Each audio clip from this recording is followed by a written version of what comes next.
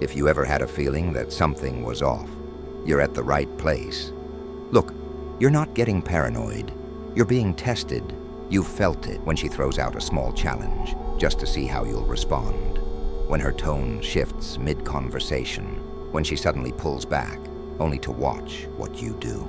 This video will break down 7 of the most common ways women test men, often without even realizing it. And more importantly, how to flip those tests back onto her. These aren't just mind games. These are the instinctual strategies built into feminine psychology. And here's the twist. Most men fail not because they're weak, but because they don't even know they're being tested. In this breakdown, we're not just going to expose the tests. We're going to show you how to remain so grounded, so unshakable, that the very trap she sets becomes her own. Every section of this video builds on the last. It's designed to show you how power is reclaimed, not through aggression, not through people-pleasing, but through presence. Take notes. Watch to the end. This one is dense, real, and brutally honest. And once you learn how to see the tests, you'll never be blind to them again. She won't ask you directly. She won't tell you what she's doing. But when life throws you off course, she's watching. Not the words you say, but the energy you carry when things don't go your way. The food arrives cold. Your plans fall apart. Traffic delays the night. In these moments, she studies your reaction with primal awareness. Do you complain, shift blame, or spiral? Or do you breathe deep, pivot smoothly, and remain unfazed? Men who crumble under pressure reveal a deeper truth. Their foundation is weak. And she knows if it breaks in the small things, it will shatter when real storms come. You think she's judging the situation, but she's testing your nervous system. She isn't trying to trap you. Not yet. She's waiting to see if you'll trap yourself. But here's the paradox. If you stay composed, if you laugh in the face of the storm, and carry on without begging for her approval, something happens. Her own mask begins to slip. Her test, the silent one, starts to backfire. She senses that she cannot control you, that you will not bend to pressure or chaos, that you've mastered your own mind. And in that moment, the trap she set for you becomes the mirror she falls into. Because true power doesn't react. It remains. And nothing unnerves a testing woman more than a man she cannot shake. The test isn't in how you treat her. It's in how you treat everyone else. The server, the doorman, the old man in the parking lot. The woman notices how your energy shifts when there's nothing to gain. When there's no audience, a man who only offers kindness for reward is a performer. But a man who is rooted in calm strength, in decency, in silent respect. She can feel that. She's scanning for arrogance hidden behind charm, for ego disguised as confidence. And when she sees you dismiss the ones who don't matter, a switch flips. You failed the test without even knowing it existed, because a woman's trust doesn't come from how you talk to her. It's how you live when you think she isn't watching. But here's what she didn't expect. When you live with integrity, not performance, her own doubts start to surface. Her test was meant to expose your character, but now it reflects her own. She wonders if she lives with the same consistency, if she would pass the very test she gave you. And in that moment, her trap folds inward. Your quiet discipline becomes the mirror she can't avoid. Because true masculinity doesn't perform, it reveals. And when a man reveals himself fully, it forces the world around him to do the same. At some point, she'll drop the casual question that isn't so casual. Do you want kids? Would you ever get married? Where do you see yourself in 5 years? These aren't just questions. They're seismic sensors. She's checking the alignment of your world with hers before she hands over her heart. You think you're being interviewed, but she's listening to the resonance of your answer. Do your words echo with clarity, or are they fogged by people-pleasing? Men who bend their truth to impress fail in silence. Because the woman doesn't just want a match. She wants a man. One rooted in who he is, unshaken by approval or rejection. She isn't asking you to be what she wants. She's asking if you are what you say you are. But here's where it flips. When your answer is sharp, unapologetic, and grounded in truth, something shifts in her. What was meant to assess your compatibility now makes her question her own. If your vision is solid, your values immovable, and your path already forged, then it's not just her testing you. Now she's wondering, do I belong in his world? You didn't fall into the trap. You reversed it.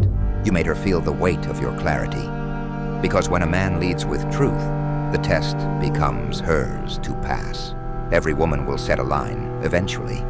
A boundary, a pause, a space she claims for herself. And in that moment, she isn't just protecting her peace. She's drawing a line of fire to see if you cross it. The immature man pushes, negotiates, guilt trips. He tries to melt her no into a yes. The sovereign man stands still. He nods. He respects. And in doing so, he builds something most men never touch: trust. The boundary is not the trap. Your reaction to it is, will you remain calm, grounded, and in control? Or will your mask fall? A woman isn't testing your dominance. She's testing your discipline. And here's the twist.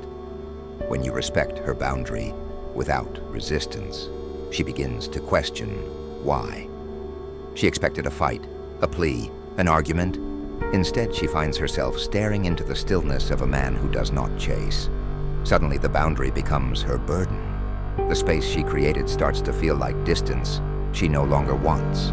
What she built to test you ends up testing her. And she's the one who crosses the line. She wins. She's praised. She walks into the room, and every man turns.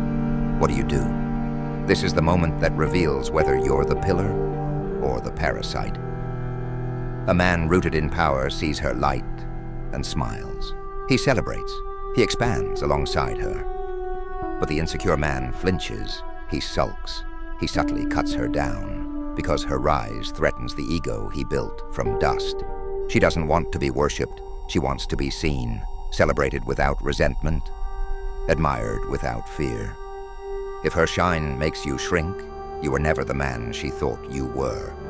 But if you remain unmoved, unshaken, and offer no need for validation, she begins to wonder, does her shine even touch you? She expected to test your pride, but now it tests her presence. Her power doesn't control you, and that makes her question where the real power lies. She mentions something small, her favorite coffee, a childhood memory, a subtle fear. Later she brings it up again, not to test you like a trick, but to see if you saw her. A man who listens stores these moments like sacred weapons, because in a world of noise, attention is currency. The fool forgets, the king remembers, not because he wants a prize, but because he chooses to be present, to absorb the feminine fully, to move through the world with awareness. She wants to feel seen, known, remembered, not through gifts or compliments, but through conscious presence. And when you recall the smallest details with effortless clarity, it disarms her. What she offered as bait now feels like exposure. She realizes you heard her in ways no one else did. The test becomes intimacy, and that vulnerability, it's hers now, not yours. Anyone can be impressive in the beginning. The texts, the effort, the dates, the charm. But time strips away performance. It reveals patterns. It shows whether the man is fire or smoke. She's not just watching how you begin. She's watching if you stay. Will you still lead when the thrill fades? Will your words match your actions when no one's watching? Will your presence deepen, or will it dissolve? This is the final test, the quietest one, the one most men fail without realizing, because they thought attraction was about what you do in the first month. But real desire comes from what you keep doing, once she's already yours, and if you do, if your consistency becomes relentless, effortless, unshakable. The test turns. Now she's the one who wonders if she can keep up, if she can meet the man who never faltered. What began as her quiet judgment becomes her silent self-reflection. Because real presence doesn't chase, it endures. And endurance over time makes her question if she's enough. These 7 tests aren't traps. They're mirrors, silent, subtle, sharp. You cannot fake your way through them. You cannot charm your way past them. You either are the man or you are not. Every time you react, you break frame.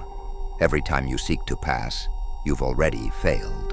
Every time you try to win her approval, you surrender your throne. But here's the power most men never claim. Let her test you, let her watch, let her wait, let her craft her little traps, her boundary lines, her silence, her sparkle, her subtle games, and remain unmoved, not out of arrogance, not out of spite, but out of rooted clarity, the kind that cannot be performed, only forged.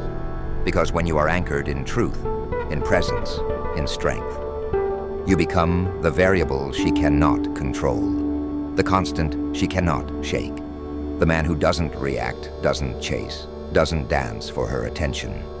And in that stillness, something ancient happens. She reveals herself. Every test she set, she now walks into. Every mirror she held up now reflects her. So ask yourself, how many times have you tried to pass her test when the real mastery was in not taking it at all? You were never meant to win her game. You were meant to end it. She doesn't trap you. She exposes herself.